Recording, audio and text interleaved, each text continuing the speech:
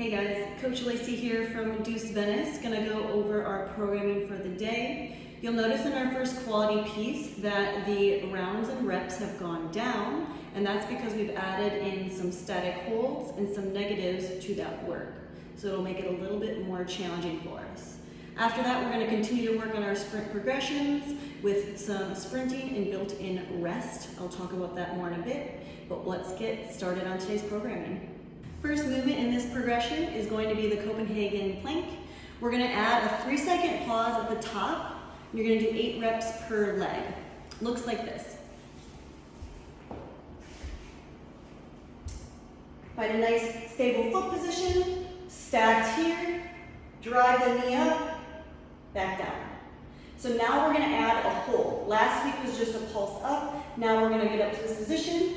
3, 2, 1. And rest. To make it a little easier, bring this in closer, have the knee and the shin on that object. Same thing. Back down. Next we have the leg pulls. We're gonna add a static hold for this as well, 3 seconds at the top. Anytime we add that isometric hold, that is an opportunity for us to build strength in that range of motion. So that's why we brought the reps down and the rounds down for this, because it's going to be a little bit more challenging with those holds. Leg pulls look like this.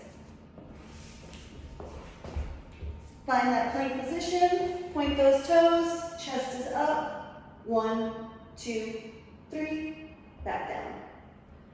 That's 12 per leg. Next movement is going to be the pike push up. With this, we've added a negative tempo. So that means as we're stretching the muscles, we're gonna be adding a slower tempo to that movement. We're gonna have a 5-second count down. Looks like this. Find that A-frame position. You're gonna form a tripod with your head at the bottom. 5, 4, 3, 2, 1.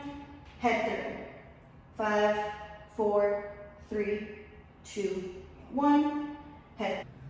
A couple of scaling options for you if that 5-second tempo is challenging through that full range of motion. You can raise your target up a little bit, or maybe make the tempo a little shorter so that you can still add a slow motion to that eccentric portion of the movement while still hitting all the points of performance.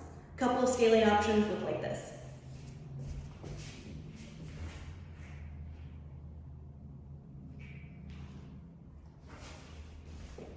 3, 2, 1.